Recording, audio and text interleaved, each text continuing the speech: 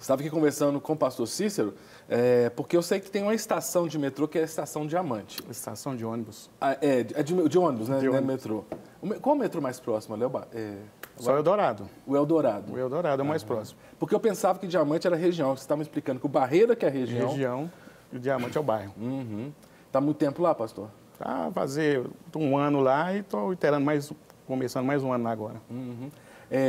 O pastor Cícero da Igreja Presbiteriana, né? Estou muito feliz, pastor. Meu filho também está esse ano como pastor licenciado da congregação do Água Limpa. Água Limpa. Água Limpa. Eu nem sei qual que é o presbitério, porque são tantos os presbitérios.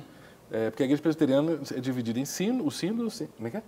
Tem o Supremo Concílio, sínodos e presbitérios, né? Na época que eu era da presbiteriana, só tinha um sínodo, pegava Minas Gerais inteiro, e um presbitério em Belo Horizonte. Hoje já tem, sei lá, mais de 30, né? Deve ser muito presbitério. E os batistas, como é que se dividem os batistas? Vamos lá um momento agora de eclesiologia. Os batistas, na verdade, eles se organizam através de convenções. E as igrejas, elas normalmente são autônomas, né? Porque é uma igreja congregacional que tem a sua direção através das suas reuniões, as assembleias, né? Na Batista não tem presbíteros, tem diáconos, né? Como é tem que é? diáconos. Pastores, diáconos, mas depende da denominação. A mesmo batista existem presbíteros, mas não tem aquele funcionamento como na presbiteriana que se forma tipo um conselho, não, absolutamente. Porque, na verdade, as decisões das igrejas batistas... São congregacionais. É a congregação que toma em reunião, através de votação. A gente pode dizer que é um sistema democrático, né? Eu já fui... pastor de uma igreja batista que tinha conselho, sabia? E chamava presbítero. Tem um cara batista doido também. Tem uns batistas que fogem um pouco do padrão, né? Mas era extraoficial, né? Regularmente é assembleia. Regularmente é. As igrejas batistas hoje, elas têm fugido um pouco desse princípio, né? Uma boa parte. Mas, desde a origem... As igrejas batistas, elas são assim, congregacionais. O poder está na assembleia da igreja. É verdade. Assembleia. Na presbiteriana, a assembleia escolhe os presbíteros, né? A assembleia escolhe os presbíteros, e os presbíteros é que rege a igreja. E o pastor, ele é um presbítero? Ele é também um presbítero, mas no conselho ele é o presidente do conselho, né? Mas ele também tem o papel de presbítero e o presbítero tem um papel de pastor também. O pastor é um presbítero docente que ensina? Isso. E o presbítero, o que não é pastor, é regente. É um pastor regente. Exatamente. Tá vendo? Eu estou só lembrando meu tempo de seminário. Seus velhos tempos. Né? Meu tempo de seminário. Fiz seminário também, né? Quem foi meu professor de Constituição e Ordem da Igreja foi o reverendo Linneu. Você conhecia o reverendo Linneu? Não conhecia. Não conhecia o reverendo Linneu? Mas o meu professor de História da Igreja Presbiteriana você conheceu, com certeza. Ele é um baluarte, é o reverendo Floriano. Sim, espetacular. Hoje é professor lá. Está lá até hoje, né? Ele foi professor do meu filho, reverendo Floriano. Até para constar sobre esse assunto introdutório aí, muitas igrejas que eram, pelo menos de origem congregacionais, elas têm assumido um estilo mais episcopal. Episcopal, exato. O sistema presbiteriano, né, que é um conselho lá de pastores, de presbíteros, né? O episcopal é uma liderança de cima para baixo, às vezes exercida até por uma pessoa única. No regime congregacional, não, ele é conjunto, de toda membresia tem o direito de voto. Agora, é interessante porque com as grandes igrejas... Porque é muito tradicional quando você conversa com os batistas, tem a famosa assembleia, né? Mas as igrejas menores, até que é possível assembleia. Agora você pega as mega igrejas, como é que você faz uma assembleia, né? Esse aí foi o princípio de uma certa mudança, né? Essas igrejas, elas realmente deixaram esse princípio que já tinha no passado sido adotado por elas mesmas, por essa dificuldade de gerenciar um número muito grande até em assembleia. Né? Depois de falarmos de política eclesiástica, vamos falar... falar de política também, não tem jeito. Mas bombou. Eu confesso a vocês que eu fiquei sabendo dessa pauta. Eu fui levar minha esposa hoje para dar aula no Carisma, né? Estava voltando para casa ouvindo o rádio e o jornalista da Band, até o que está substituindo o Ricardo Boechat, que infelizmente faleceu, ele foi um pouco irônico com a jornalista, foi o Eduardo Barão falando com a Mônica Bergamo, falou assim, você sabe o hino nacional de cor, né, Mônica Bergamo? Com um pouco de ironia na fala, e eu confesso que eu não entendi a ironia, né? E ela brincou também, eles foram irônicos, eu fiquei assim... Você entende? Sabe quando você ouve a piada, a ironia, você fica assim, eu não entendi a graça da piada, né? Mas eu continuei ouvindo o programa, cheguei em casa. Quando eu chego em casa, vou preparar o programa, né? Ver se tem alguma notícia mais pontual, que a gente chama aqui na TV de factual, né? Eis que eu me deparo com isso aí. Coloca aí na tela, eu não sabia disso. Que o Ministério da Educação e Cultura, o MEC, enviou carta às escolas pedindo que crianças sejam filmadas durante a execução do hino nacional. Está ali também a descrição, né, que o Ministério informou que trata-se de um pedido de cumprimento voluntário. Quer dizer, a ideia do ministro, a solicitação, o ministro da Educação, é que seja, não é uma determinação, é um pedido, né, e de acordo com a vontade da escola, né, que cantassem o nacional. Aí que eu fui entender a piadinha, né, sutil dos jornalistas, né? Possivelmente são de esquerda. Porque a ironia é dizer assim, tá vendo? Cantar o hino nacional, que coisa mais retrógrada. Ô, gente, me desculpe, mas eu achei sensacional. O que vocês pensam disso, pastor? Eu acho sensacional também, porque quando você vai ver a base que está por trás da gente não cantar o hino nacional e até não entender ou saber o que são os símbolos da nação, está por trás disso a desconstrução do pensamento comunista. Está claro isso. Quando eles querem, por exemplo, eliminar fronteiras, tornar os países um só país com um só pensamento. Então, por que você vai ter, então, um hino? Se eu quero que você tenha o meu hino, ou se eu defendo um pensamento, eu quero que você tenha o meu pensamento. E se você tiver um hino e defender uma bandeira ou algum símbolo, você vai ser resistente àquele pensamento que eu quero que você defenda. Que é a ideia da Internacional Comunista, né? Vem desde o século XIX, né? Proletários de todo mundo univos. A ideia é internacional. Tanto que o Foro de São Paulo, a proposta era essa. Bolivarianismo na América toda. Você sabe cantar um hino, pastor? Sei, certamente. O governo atual ele tem feito um esforço para tentar recuperar um civismo de outra época. Eu, por exemplo, estudei quando criança na escola pública e semanalmente a gente cantava o hino. Até o que eles estão fazendo aqui agora, as crianças em fila, né? E com uma postura assim de reverência. Isso. E cantando o hino sendo tocado no sistema de som e eles também cantando o hino. Olha, a gente não acredita que isso não pode ser chamado de retrógrado de modo algum, porque é um dos símbolos da nossa pátria, o hino. Claro. E, em primeiro lugar, sempre saber é melhor do que não saber. É verdade. Sempre, em relação a tudo. Saber é melhor do que não saber.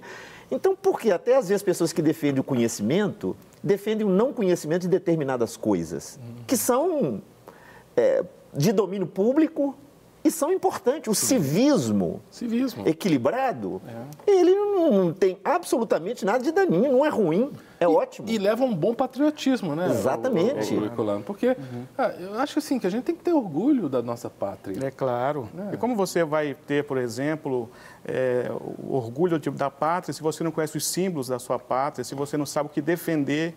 Né? A gente vê que essa base de pensamento vem do governo, por quê? Porque são militares. Por exemplo, o presidente foi um militar, é ensinado, treinado a amar a pátria, né? A defender os símbolos da pátria.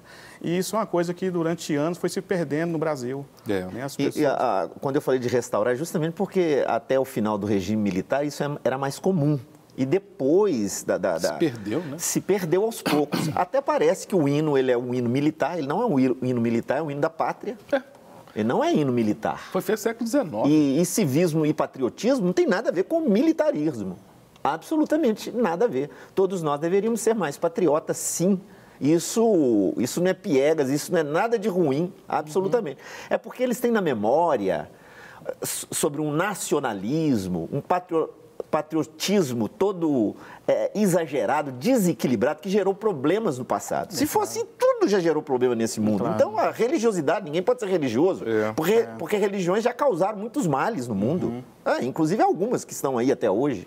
Né? Então, nós precisamos ser mais equilibrados, saber analisar as coisas com mais equilíbrio, sensatez e tentar reter aquilo que é bom e aquilo que é importante. E é importante que os professores, eu estou falando, eu fui já diretor de escola algumas vezes, né? Em São Paulo eu era diretor de uma grande escola, a escola inclusive era bilíngue, e a gente era uma vez por semana, se não me engano, na segunda-feira, o primeiro evento era no ginásio da escola, todos cantávamos o hino nacional. não é? E para arrepio de alguns aí, também cantavam o hino norte-americano, porque a escola era bilíngue, né? Sim. E é interessante isso, o civismo desses alunos, né? As pessoas têm que entender que tem que se explicar o hino nacional também, porque o nosso hino, a linguagem dele é uma linguagem rebuscada, né? Uma linguagem mais antiga, não é? Então, assim, margens plácidas, não é? Fulgor. Então, assim, é importante que as crianças aprendam também, para não ficar repetindo. Deve ser traduzido, né? Hã? Deve ser traduzido, a linguagem é clássica, né? Agora, vocês sabem, inclusive aí, eu não sei se a produção sabe, que o Fininho, nosso cinegrafista, ele ama o hino nacional, tem uma parte, eu sei disso, Fininho, a parte que ele mais gosta do hino nacional, sabe qual que é? Ele já até sabe. Quando fala que a imagem do Cruzeiro resplandece, ele fica arrepiado toda vez que ele canta isso. É por isso que a torcida do Atlético não canta o hino. Não canta. Eles cantam o hino do Atlético na hora do hino. Sério? Para não dizer que a imagem do Cruzeiro resplandece? Porque todo jogo no Brasil canta-se o hino nacional. Não sei se outras torcidas adotam isso, mas a torcida do Atlético canta o hino do Atlético abafando o som do hino nacional. É um bando de comunista mesmo. Não. É um bando de comunistas. Não chega tanto. O Cristiano está mandando mensagem. Obrigado, viu, Cristiano? Brincadeira, viu? O Fininho canta o hino nacional direitinho. Ele não fala Cruzeiro no lado do hino, mas ele canta o resto. Sou Cristiano de Belo Horizonte e uma prova de que o comunismo não pensa na nação é que eles se manifestam com cores vermelhas, não com as cores do país, verde, branco, amarelo e azul, né? Gente, a nossa bandeira é tão bonita, né? Tão bonita. Ela se destaca, né? Com certeza. Eu tenho muito orgulho. E houve por muito tempo também essa ideia de que, igual o senhor falou, cantar o hino nacional apenas no Jogo do Brasil. Isso passava uma ideia de que só em jogos, né, da Copa do Mundo é que nós éramos patriotas. E hoje, com esse pensamento, com essa iniciativa do governo, né, vai se quebrar isso, né? Aliás, vai moldar agora uma nova maneira de se pensar Brasil, né? E outra coisa, não é errado você ser patriota, né? O próprio slogan do governo é Brasil acima de tudo e Deus acima de todos, né? E você ser um patriota, mas entendendo que Deus está acima de tudo. Deixa eu pegar o gancho aqui do pastor Cícero, depois você fala, pastor, porque a gente tem que pegar os ganchos, né? Essa questão também do slogan da campanha está dando uma polêmica tremenda, sabia, pastor? Porque nesse e-mail que o ministro enviou para, né, as escolas, ele colocou no final do e-mail o slogan da campanha. Isso vai dar problema. Olha a outra matéria que a gente selecionou aí. Juristas e educadores, é do portal G1 da Globo, né? Juristas e educadores criticam o pedido do MEC para execução de hino e leitura de carta com slogan de Bolsonaro. Então a Globo, obviamente, né, também foi atrás dos críticos, que há muitos críticos, com certeza, e mostrando o seguinte: primeiro, porque estava dizendo que estava obrigando as pessoas, né? Que não está obrigando ninguém, tá? É um pedido para uma adesão voluntária. Aí depois outra crítica, que vai falando que vai filmar as crianças. É uma solicitação de que se filme e mande. Eu fui diretor de escola, você tem que ter um termo de consentimento, a gente TCLE, termo de consentimento livre, esclarecido de participação. Quando você participa de uma pesquisa, você tem que autorizar. Se são crianças, os pais têm que autorizar. É claro que as escolas, se você é diretor de escola, peça autorização dos pais, né, para que mostre imagens dos filhos, porque senão você vai cometer um crime. Então é óbvio que se for mandar imagens, peça autorização dos pais. E a quarta crítica é exatamente o que o pastor Cícero falou. Aí eu acho que o ministro errou na mão. Porque ele colocou no final o slogan da campanha. E isso já teve processo contra governador, por exemplo, que usou o slogan da campanha na gestão. Que seria uma pré-campanha já, né?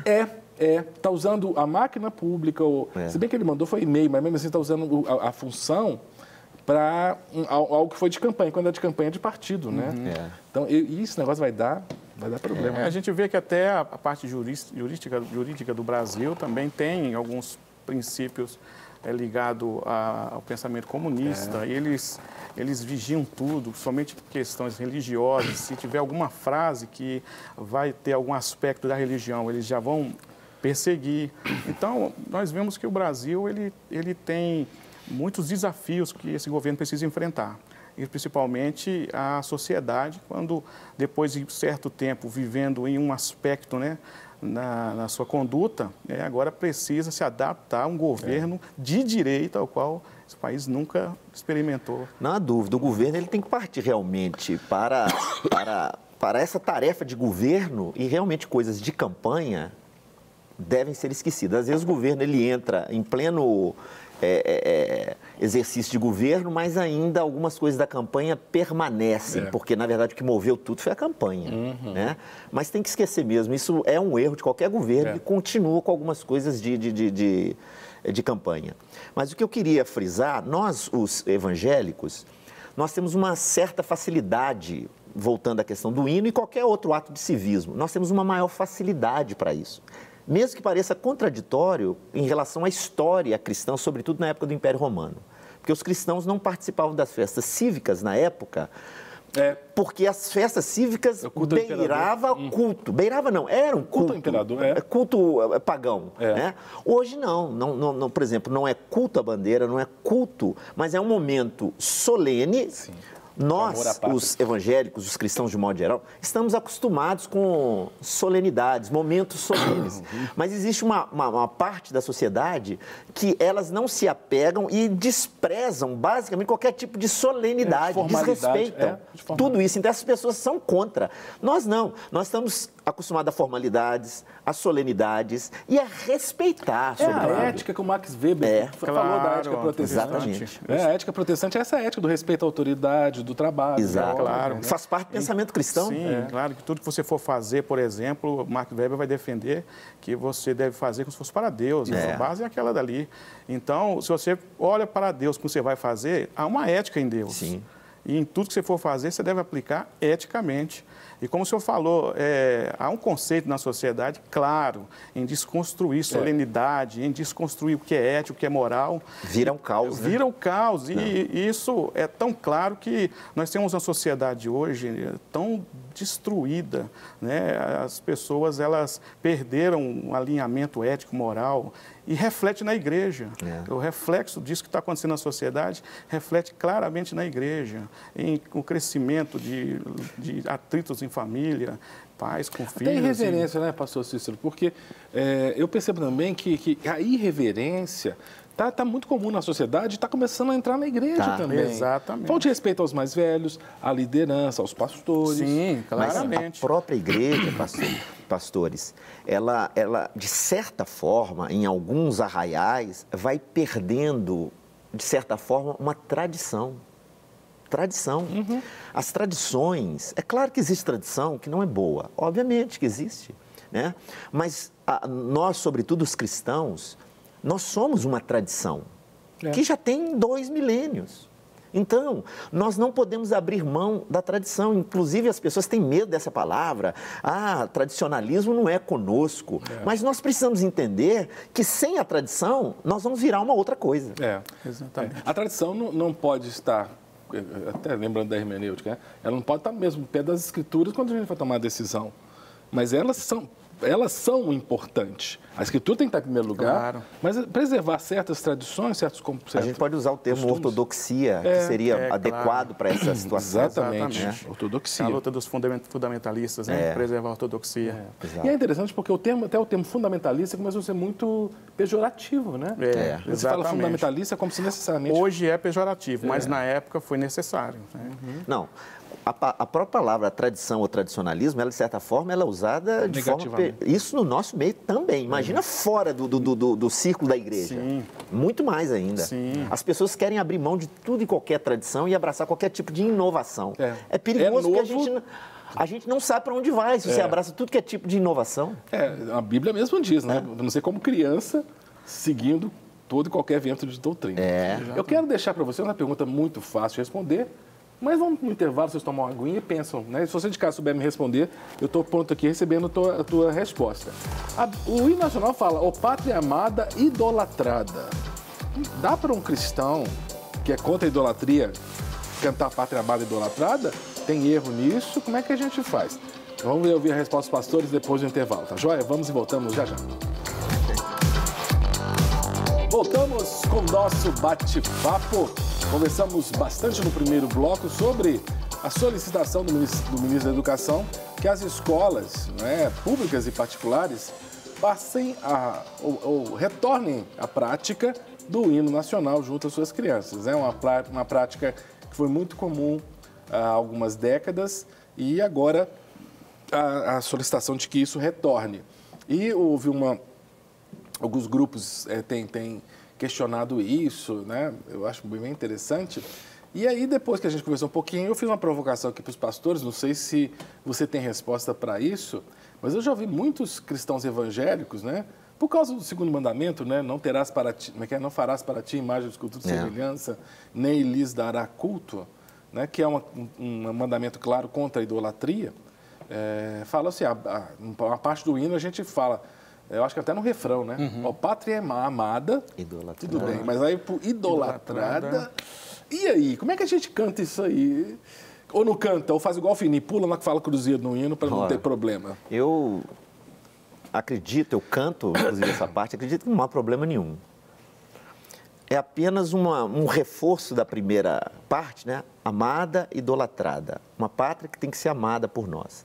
Agora, a questão da idolatria, você mesmo citou no Decálogo, não farás para ti nenhuma imagem de escultura. Ou seja, nós não podemos ter nenhum objeto de culto que não seja Deus. Nada, absolutamente. Inclusive, o cristianismo não tem objeto de culto que não seja Deus. Então, o próprio hino não nos chama a idolatria. Nós não fazemos culto. Hitler chegou a isso, no nazismo, de cultuá-lo e também a pátria e tudo mais. Mas nós não temos esse princípio.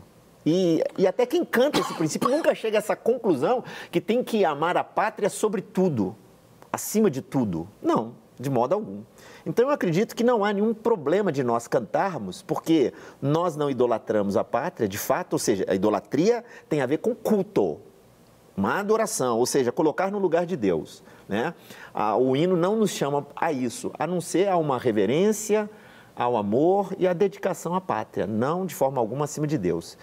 Principalmente para nós cristãos, né? Nós sempre lemos lá dentro das Escrituras do Novo Testamento, uma palavra de Paulo que diz: a nossa pátria está nos céus, que nós aguardamos, que está inclusive acima dessa pátria, que é de onde nós temos a nossa cidadania, onde temos a verdadeira cidadania.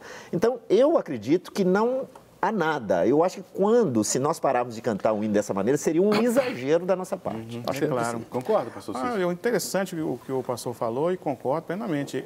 Tem um livro do Peter Jones, chamado Ameaça Cristã, que ele diz numa parte lá que há uma luta entre o culto a Deus e a divinização da criação.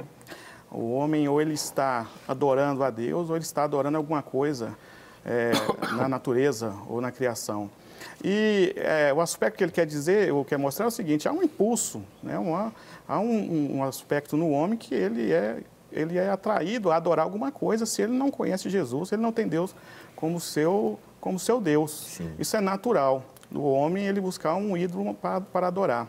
Agora, o cristão consciente, o cristão que tem Jesus Cristo como seu Salvador, ele não tem como cantar essa parte de idolatria, entendendo que a parte de idolatria no hino, entendendo que ele está adorando a nação. Não, ele está consciente que ele só tem Jesus, Deus, como seu Senhor e Salvador, e aquilo ali é apenas uma palavra que consta naquele hino ali, para reforçar, como o senhor falou, a parte importante do hino. Porque uma coisa é você fazer consciente. A idolatria é um ato, e não que nós não podemos falar a palavra. Exatamente. Por exemplo, existe uma outra palavra semelhante que nós usamos ela de uma forma normal. Eu adoro determinada coisa. Eu já vi pessoas corrigindo a outra. Eu adoro chocolate. Adoro chocolate. Não é de adorar de culto. Adorar significa ali, eu gosto muito. Nada, não tem problema falar isso, absolutamente. Claro. Mas eu já vi pessoas corrigirem as outras por causa disso. É a palavra que é tomada por um outro sentido. Com certeza. Às vezes o texto ali da idolatria no hino, de idolatrada, seja de respeito, né? Isso, não há dúvida. Mas respeito ainda em relação à nação. Isso é importante. Não que, de alguma forma, você deixe isso transparecer para quem está cantando, que ele deve adorar a nação. Não há um apelo para uma adoração funcional mesmo. Não há. Existe pessoas que adoram o Brasil, né? Adoram a nação, se veste verde e amarelo, falam do país como seu país do coração e adoram, idolatram, né? Mas são casos isolados. Agora, o cristão, convicto de sua fé, ele pode cantar como apenas um texto que ele está recitando ali. Senão, se ele for recitar uma poesia ou ele ler qualquer texto, por exemplo, para aplicar numa prova e tiver alguma coisa relacionada à palavra idolatria, como é que ele vai fazer? Mas deixa eu só reforçar isso. Jesus falou daqueles homens religiosos que coava um mosquito e engoliu o camelo, né? Ou seja, reprova coisas pequenas, mas aprovam coisas grandes, né? Às vezes o mesmo povo que tem essa reclamação, eles de fato adoram outras coisas. Adoram os bens materiais, porque Sim. isso é uma prática que tem entrado na igreja, adoram as coisas materiais, tanto é que as coisas materiais estão presentes numa boa parte das mensagens dentro de templos, inclusive evangélicos. Quer dizer, a palavra idolatrada no hino não pode ser cantada, mas eles idolatram aquilo que é material, idolatram o mundo, idolatram pessoas, ídolos e um monte de coisa. É muito mais sério. Essa ideia de você abrir um espaço ou criar um isolamento entre o pensamento cristão, e que ele entende o que é idolatria, e o que ele vai falar, o que ele vai dizer, deve ser bem entendido, principalmente Sim. quem vai cantar o hino. Ele deve ser cantado com consciência. Sabe o que eu estou lembrando? Aqui em Belo Horizonte tem algumas avenidas que nós temos uma tradição no católico romano, a gente tem 100 e poucos anos de cidade, mas fomos fundadas, a cidade de Belo Horizonte foi fundada ainda com o catolicismo como predominante, tanto que as principais igrejas católicas são nos principais pontos da cidade. Sim. Embora a gente tenha, por exemplo, a primeira igreja batista, fica na Praça Raul Soares, é um ponto nobre de Belo Horizonte. Mas nós temos ruas, avenidas, por exemplo, eu lembro que uma que chama-se Nossa Senhora do Carmo, outra que chama-se Nossa Senhora de Fátima. Hoje mesmo eu estava dirigindo e o Waze falou, pega Nossa Senhora de Fátima, né? Aí alguns evangélicos... Não repreendeu não, né? É isso que eu ia falar, porque alguns evangélicos, rapaz, levaram um pedido para mudar o nome da Nossa Senhora do Carmo. Da Senhora do Carmo. Ô, gente, que preguiça. Não, é sério, cara. A avenida chama Nossa Senhora do Carmo, quer dizer que quando você fala Nossa Senhora do Carmo, você está adorando a Senhora do Carmo. Eu nem sei por que é do Carmo também. Entende? Mas é um exagero. As pessoas pensam que essas coisas que são naturais, apenas um nome, vai, por exemplo, ameaçar a minha fé, a minha postura. Quer dizer, eu não posso falar, porque tem muitos religiosos que acreditam que nem pode citar determinadas coisas desse tipo. A gente não deveria citar coisas que estão relacionadas a culto, realmente. Citar determinados nomes para adoração que estejam totalmente contrário à nossa prática normal e tradicional de adoração.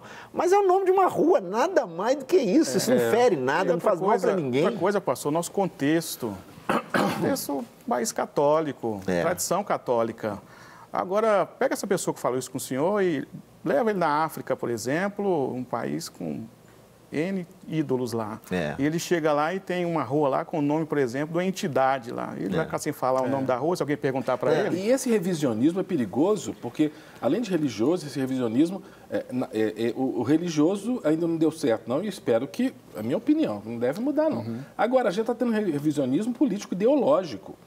Um dos viadutos, eu morei ali pertinho há anos, o viaduto Castelo Branco, um viaduto tradicional que une um bairro da cidade, o bairro Carlos Prates, e o bairro Pedro II, a praça Raul Soares, onde fica a primeira igreja batista, foi chamado de Castelo Branco por anos, né? Porque era o nome de um marechal que foi presidente da República, no período militar, no regime militar.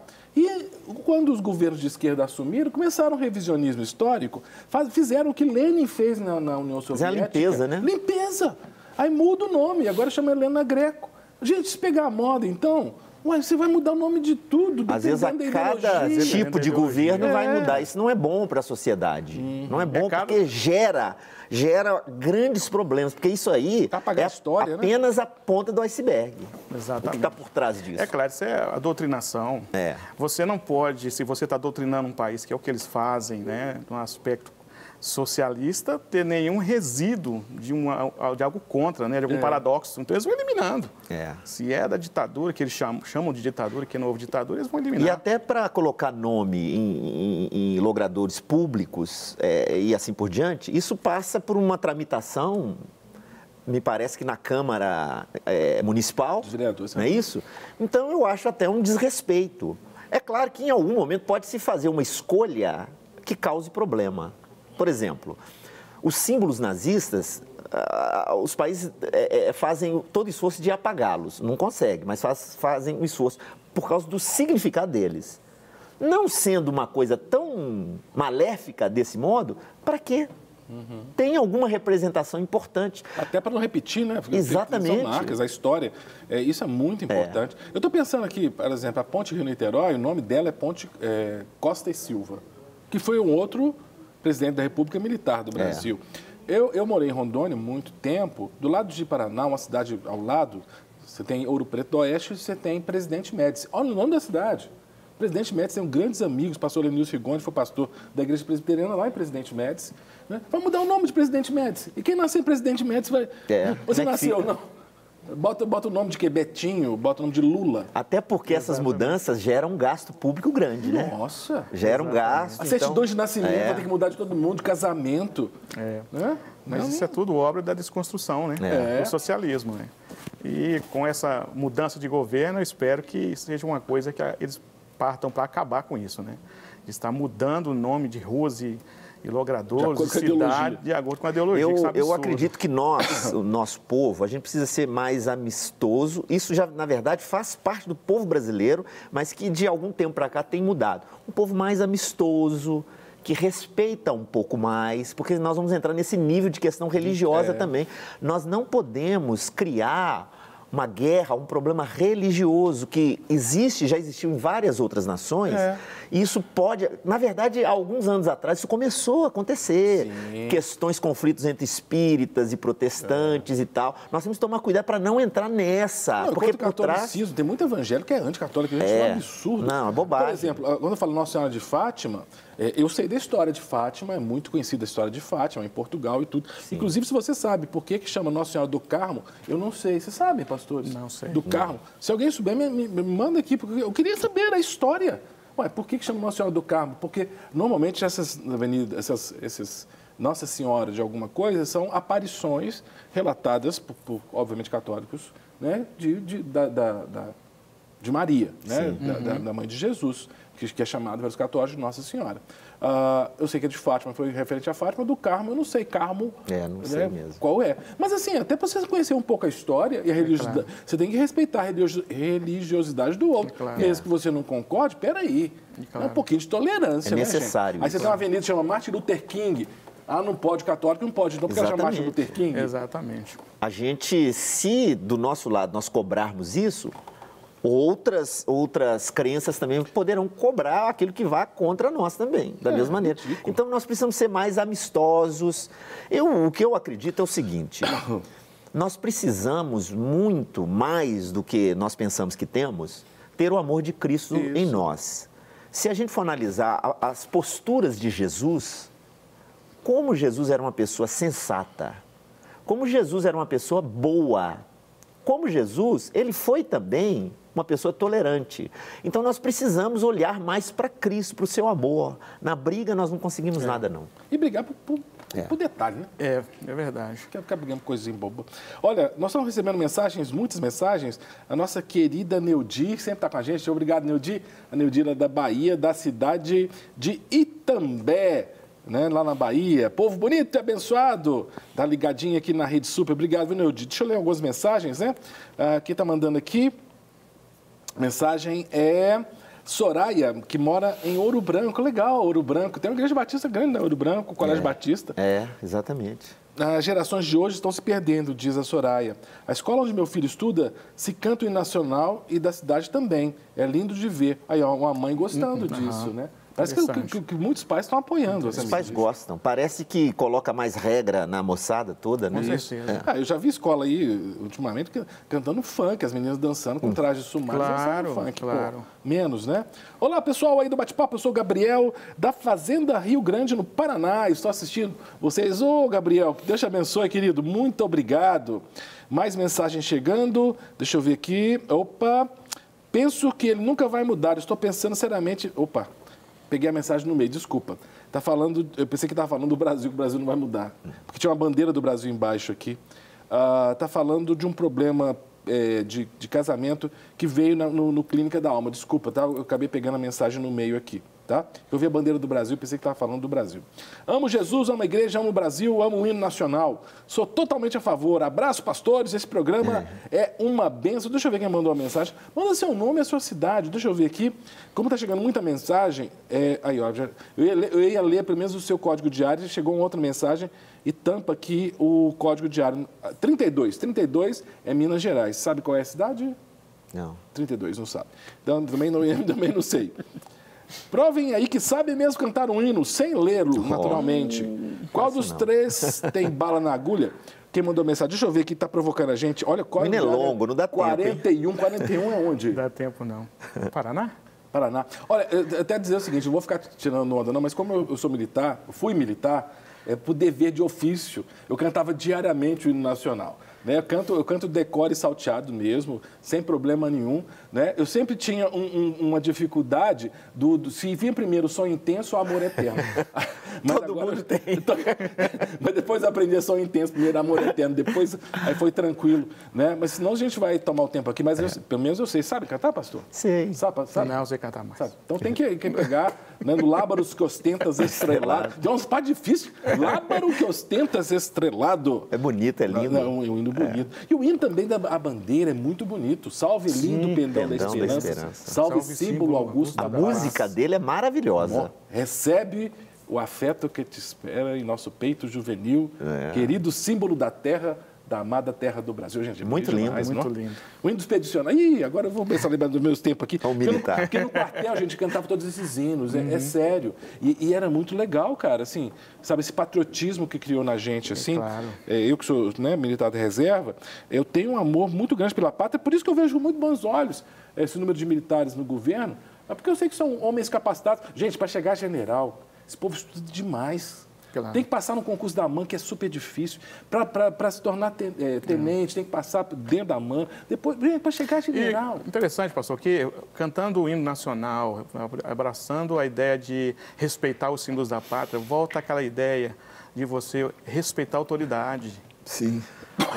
Quando o pastor falou aqui sobre ver crianças, ao invés de cantar o hino nacional, dançando funk, o que é isso? Isso é uma desconstrução. Né, clara ali, e que você não precisa obedecer a normas e regras, né, e que o que você deve fazer deve ser de acordo com o que você pensa, o que você acha, né, acabando com a ética, com a moral, com aspectos que coordenam a sociedade, né, conduzem ela bem, né, e que estão claros. E como é que você vai combater pedofilia se a escola fica ensinando as meninas a dançarem? Exato. Mostrando, né, exatamente, o corpo. Né? Como que você vai defender a moral se a escola é imoral? A gente tem que lembrar que todas as nações que se destacaram e desenvolveram e ainda estão bem, foi através de muitos princípios desse tipo, com limites, com educação, com respeito, respeito a autoridades. É o que nós perdemos e isso fez com que o nosso povo desencaminhou bastante. Estamos resgatando. Eu creio sim. Estou super feliz. O Brasil está resgatando isso. A Brenda de Mocajuba, no Pará. Olha, um abraço a todos os paraenses. O pessoal de Paraupebas também, um grande abraço aí, que tem uma lagoinha em Paraupebas. Como fica a parte de orarmos por nossa pátria? Será uma idolatria? Não, obrigação nossa, orar. Exatamente. Orar. Eu quero lembrar que, inclusive, os cristãos, na época do Império Romano, eles diziam que oravam pela pátria. Eles diziam o seguinte: somos os melhores cidadãos porque cumprimos o nosso papel e ainda oramos pelo imperador. E o imperador os perseguia. Em Jeremias, Deus fala através de Jeremias para o povo orar pela paz da cidade. Se você não tiver paz, se você não orar pelo país, você nós temos que orar e orar muito pela nossa nação, pelas autoridades, pelo nosso povo. E aí vai quebrar até aquele mito de que o Brasil é um país que tem paz, que não tem terremoto, por causa simplesmente de ele estar bem localizado. Não, é Deus. Deus que está sustentando o país. Gente, tem uma TV que está perdendo audiência cada dia, graças a Deus, né? e ela tinha um quadro que é assim, o Brasil que eu quero. Aí um telespectador que mandou, ele é de Belo Horizonte, né? Diz assim: o Brasil que eu quero é com mais programas assim. Parabéns! Deus está na direção do programa. Amém. Eu concordo, né? A Graziela, nossa editora-chefe, está lá, mas é Deus que está acima dela lá, dirigindo toda a nossa equipe, diretor de imagem, todo mundo aí. Obrigado, viu? A Cristina de Belo Horizonte, né? Meu marido me chama a atenção que às vezes eu falo: Nossa Senhora. Ele fala para parar de falar isso. Ô, Cristina, às vezes é tão costume, eu mesmo sou da família católica romana, às vezes eu solto, nossa, Mas não é que eu adoro Não Maria, tem nenhum né? significado especial. É verdade. O pastor tá vendo que o povo já tá pedindo pra gente parar o programa. Não acredito. Acabou, rapaz. Acabou o programa. Pastor, foi um prazer, viu? Um prazer calvinista receber. Um prazer arminiano. Nós estamos aqui, não é comigo. Não fica tem não, né? Um beijo, querido, querida. Que Deus te abençoe. E até o próximo programa Bate-Papo. Não quer ficar um segundo por fora da nossa programação? Agora você pode nos acompanhar através das plataformas digitais. Não perca tempo. Acesse, curta e siga-nos. Fique por dentro de tudo o que acontece por aqui.